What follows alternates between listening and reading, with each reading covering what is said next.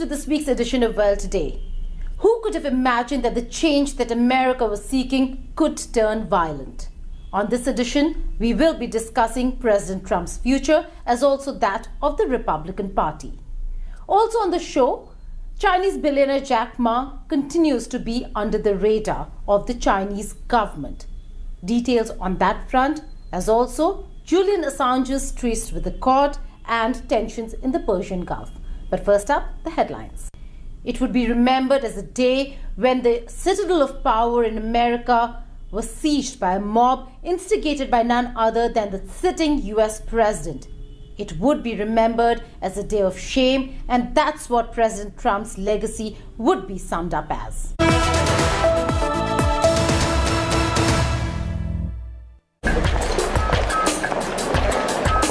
January the 6th was supposed to be another mundane day in the US Congress. A joint session on electoral votes for the US presidential election was to be counted by the lawmakers before the final certification was handed over to the new president-elect Joe Biden. On the other side of Washington, D.C., in a rally near the White House, President Donald Trump's attorney, Rudy Giuliani, was preparing the crowd. Let's have trial by combat. US President Trump addressed his supporters next. We're going to walk down Pennsylvania Avenue. I love Pennsylvania Avenue. And we're going to the Capitol, and we're going to try and give... The Democrats are hopeless. They're never voting for anything. Not even one vote. But we're going to try and give our Republicans, the weak ones, because the strong ones don't need any of our help. We're going to try and give them the kind of pride and boldness that they need to take back our country. And they started to march towards Capitol Hill with Confederate flags next to Trump 2020 banners, chanting "Stop the Steal" and other slogans.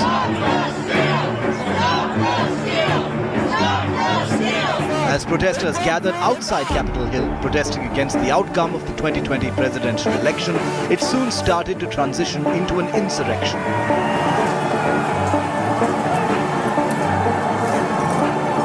Rioting protesters burst through police lines and broke into Capitol Hill, scaling walls and fighting law enforcement officers.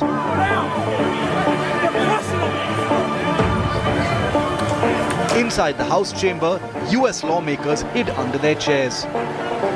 We were just told that there has been tear gas in the rotunda, and we're being instructed to each of us get gas masks that are under our seats. While police pointed guns at the rioters through the smashed doorways, US lawmakers, staff and journalists began to be evacuated from Capitol Hill. President Trump took to Twitter with an appeal for the outcome of the election. President-elect Joe Biden called on Trump to make an address on national television, but he chose to remain silent and was later silenced by social media platforms that he so relied on for communication. President Trump's Twitter and Facebook accounts had been locked by the companies for posting messages that appeared to justify the assault on the seat of US democracy. 4 people died during the violence that continued for more than 6 hours.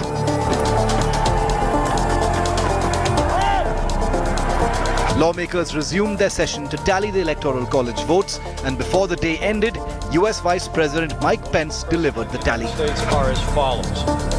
Joseph R. Biden Jr. of the state of Delaware has received 306 votes. Donald J. Trump of the state of Florida has received 232 votes. Democrat Joe Biden defeated Republican sitting President Donald Trump by 306 to 232. A day later, Trump finally condemned the violence. I would like to begin by addressing the heinous attack on the United States Capitol. Like all Americans, I am outraged by the violence, lawlessness, and mayhem. I immediately deployed the National Guard and federal law enforcement to secure the building and expel the intruders. America is and must always be a nation of law and order. The demonstrators who infiltrated the Capitol have defiled the seat of American democracy. To those who engaged in the acts of violence and destruction, you do not represent our country. And to those who broke the law, you will pay. We have just been through an intense election and emotions are high, but now tempers must be cooled and calm restored. The rampage that has shocked the world and left the US on edge forced the resignations of 3 top Capitol security officials over the failure to stop the breach. Trump told us to go there. When we got there, there wasn't one cop standing out front. It escalated. They knew we were coming. Why didn't they have it guarded? Condemnation poured in from around the world in the aftermath of the Capitol Hill siege by Trump supporters. I think what we've seen in the United States is terribly distressing, terribly concerning. It was also an opportunity for some to use it to their benefit to settle old scores. 美国的主流媒体都众口一词谴责，这是暴力事件、暴徒、极端分子、恶棍，是耻辱。那么当年他们形容香港的那些暴力示威者的时候，用的是什么呢？你刚才也提到了亮丽风景线，把这些激进暴力的示威者呢美化成民主英雄，说美国人民和他们站在一起。我想，美方的一些人对2019年香港发生的事情和今天在美国正在发生的事情截然反应和用词截然不同，这种鲜明的对比及其背后的原因是令人深思的，值得大家呢都进行严肃和深刻的反。President Donald Trump can be labeled as one of the most controversial figures and presidents in American political history. But he's also a man who reshaped the Republican Party, jettisoning the party's long-held beliefs. And while he may have lost the election, he's also the one who managed to win the second largest vote in American presidential history. Therefore, while he might be in a lot of trouble because of the Jan 6th violence, could that really mean the end of the road politically for Trump?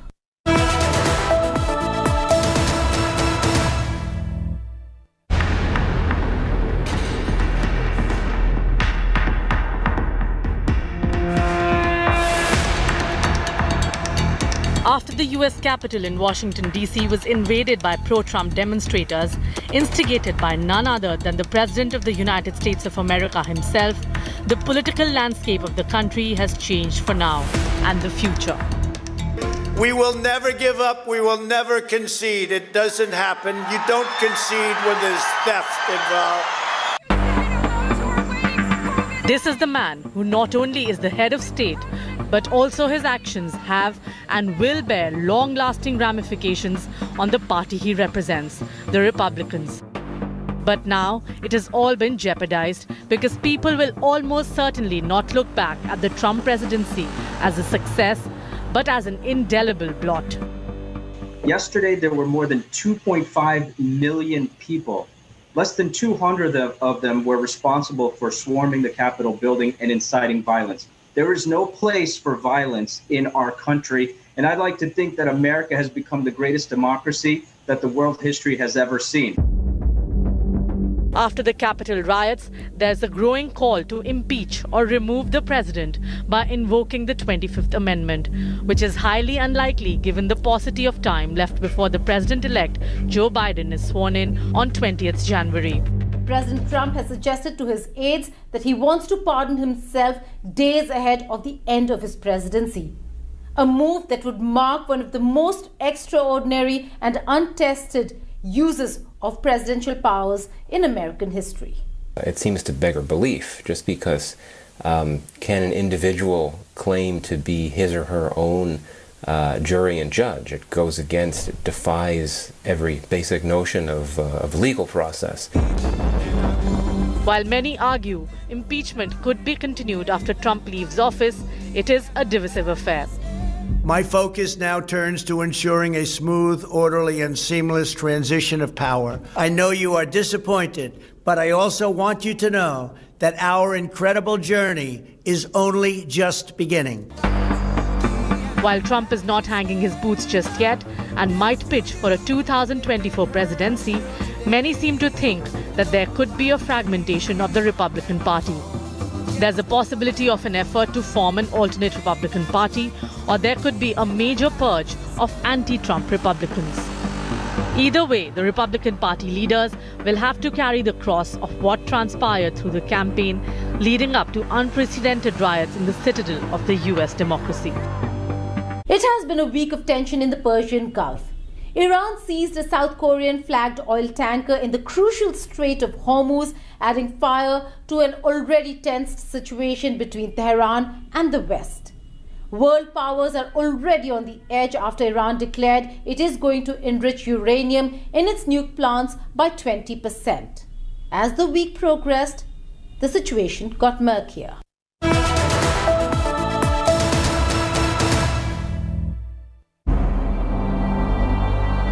On the second day of the new year, the world came to know that in a letter sent to the International Atomic Energy Agency, or the IAEA, Iran has declared its plan to enrich uranium up to 20% at its underground Fordo nuclear facility. آقای رئیس جمهور باید دیگه دستور رو بدن دیگه، یعنی این یه امری است که رئیس جمهور باید دستورش رو بدن. دستور اولیه رو دادن که ما نامه رو دادیم، اعلام کردیم. حالا دستور به قول گفتم ما مثل سربازی هستیم که دستمون روی به قول ماشه است، باید یه کسی فرمانده دستور بده شلیک بکنیم و ما این آمادگی رو داریم و انشالله در اسرع وقت هم تولید میکنیم. The decision comes after the Iranian parliament passed a bill, later approved by a constitutional watchdog, aimed at hiking enrichment to pressure Europe into providing sanctions relief. This could also serve as pressure on the US ahead of the inauguration of President-elect Joe Biden. The new US president has expressed his willingness to re-enter the nuclear deal that the Trump administration unilaterally withdrew from in 2018 and then in the second phase of 2020 arbitrarily imposed sanctions on Iran. سخنگوی دولت اعلام کرد فرآیند تزریق گاز به سانتریفیوژها برای غنیسازی 20% آغاز شد. آقای ربیعی گفت تا ساعتی دیگر اولین محصول UF6 در این سطح از غنیسازی به دست خواهد آمد.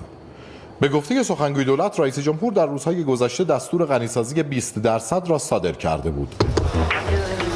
On Monday, 4 January, Iranian state television quoted spokesperson Ali Rabai as saying that President Hassan Rouhani had given the order for the move to start enrichment of uranium up to 20% at the Fordo facility. Israeli Prime Minister Benjamin Netanyahu criticized Iran's decision. איראן הודיעה שתעלה את רמת השערת האורניום ותקדם את היכולת התעשייתית להשאיר אורניום מתחת לאדמה. זו הפרה בוטה ומוחלטת של ההתחייבויות שלה. אין לכך שום הסבר אחר פרט למימוש המשך כוונתה של איראן לייצר נשק גרעיני. ואני חוזר ואומר, ישראל לא תאפשר לאיראן לייצר נשק גרעיני. The world powers too raised their concern, and the EU vowed to redouble its efforts to save the Iran nuclear agreement despite the current developments. Nous notons avec une vive inquiétude les mesures prises par l'Iran en vue de commencer l'enrichissement de l'uranium à niveau de 20%. Cette action constituera un écart important par rapport aux engagements nucléaires de l'Iran au titre de JCPOA, ce qui aura de sérieuses conséquences et implications pour la non-prolifération nucléaire. Amidst the heightened tension in the Middle East, the Pentagon reversed its decision to withdraw the USS Nimitz aircraft carrier.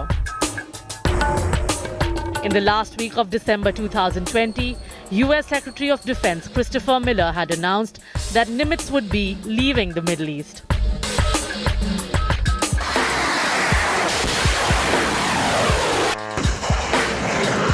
As tension kept mounting in the Persian Gulf, on 5th January, Iranian media reported that the country is set to hold an extensive drone exercise.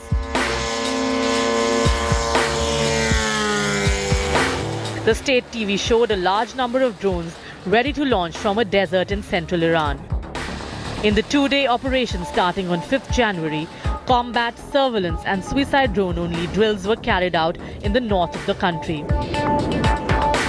Iranian military said the exercise would be extended to some border areas as well in the near future. On the death anniversary of slain Iranian General Qasem Soleimani, his successor vowed revenge against the US. به حول و قوه الهی شاگردان مکتب شهید سلیمانی این دفعه اول استخون امریکایی‌ها رو خورد خواهند کرد و بعد از منطقه بیرونشون خواهند کرد.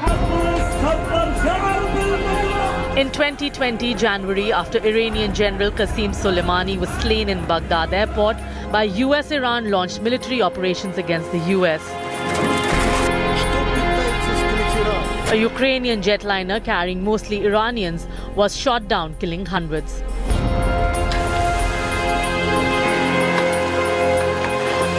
Iran first denied, but later Revolutionary Guard forces accepted its mistake. A year later, while slain travelers were mourned, Ukraine asked for Iran to take responsibility for the plane crash.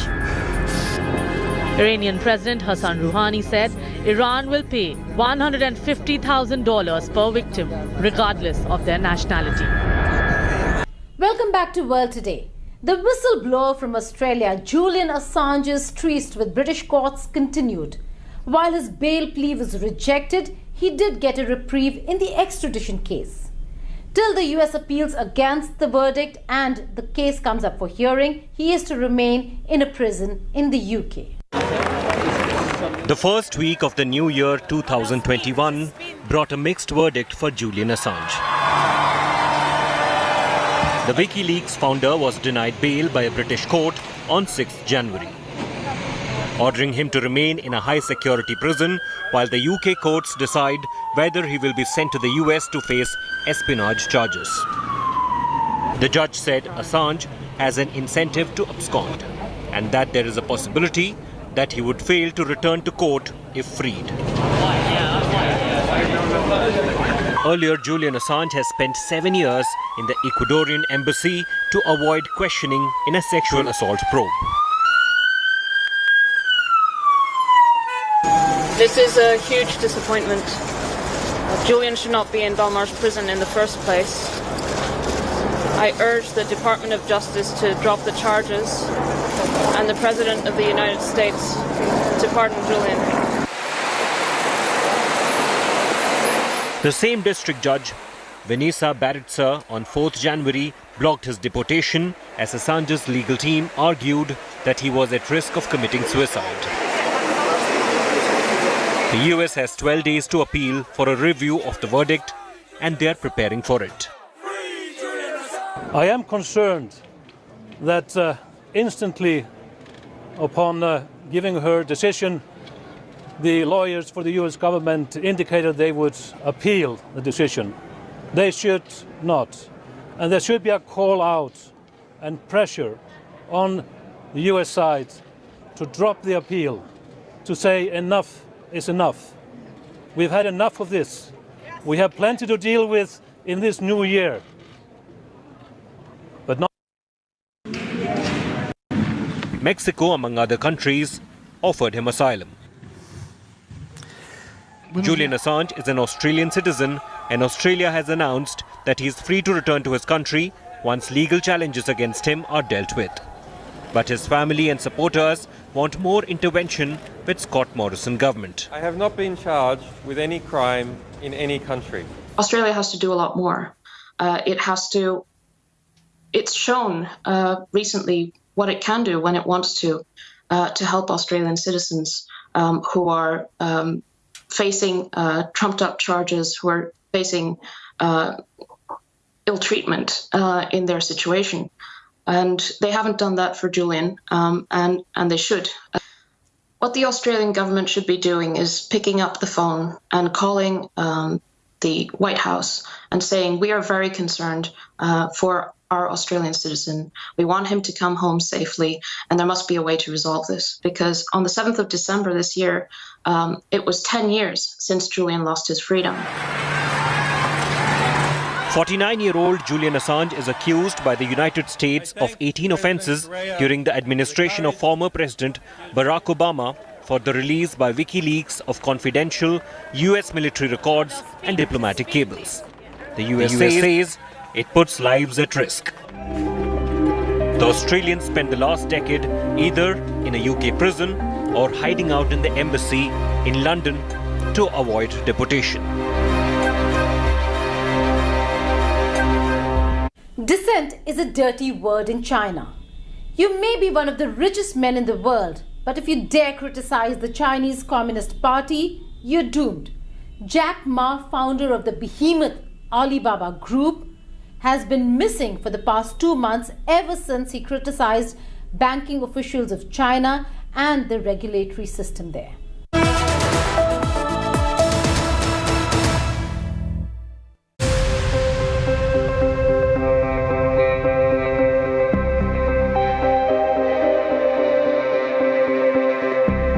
Billionaire Jack Ma has been known to speak freely and often criticizing the way the Chinese systems function.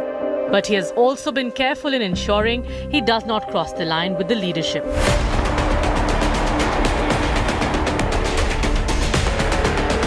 But his recent criticism of the state-owned banks of the country during the raging pandemic evidently did not work well.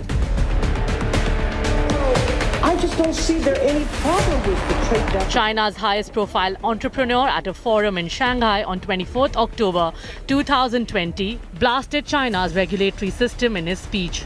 He called for reform in China's regulation system, which he said was stifling business innovation.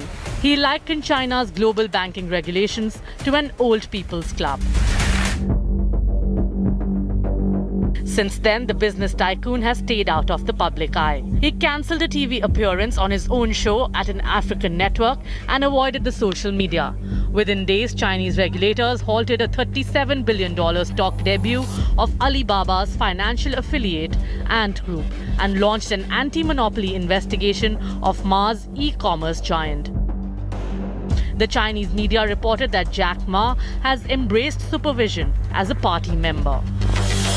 It means when you join the Communist Party, you sign an agreement, a contract with them, that you will be subject to party discipline, which means that you follow party directives, that you follow the policies, etc.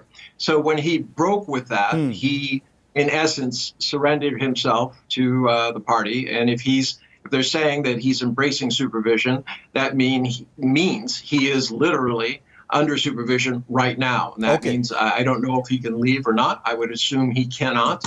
If in fact that is the position. The former English teacher founded Alibaba Group in 1999 when China had few internet users. Online payment services Alipay was launched 5 years later before regulators said such businesses would not be allowed in China. Both have grown to dominate their respective industries. But this recent criticism and then investigation followed by deliberate absence of Jack Ma from public forums for months have given rise to questions about his future. A blogger under the name UU Talks Technology wrote, "The Jack Ma era is ended. It's too late to say goodbye." Dissent has often not been appreciated by the ruling Communist Party in China. Like in 1989, when Beijing unleashed its full military might at Tiananmen Square to crush student violation. The party has nearly in all cases crushed any dissent with all its might. But a personality known the world over, a man who has driven the Chinese economy to greater heights, will be hard to hide for long.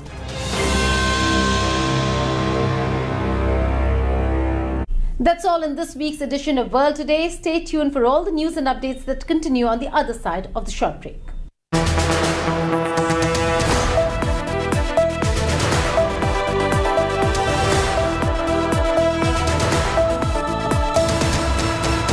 Hello everyone, this is Rahul Kamal here. Hope you enjoyed this video. For the latest news and analysis, like and subscribe the India Today YouTube channel and don't forget to press the bell icon to stay updated.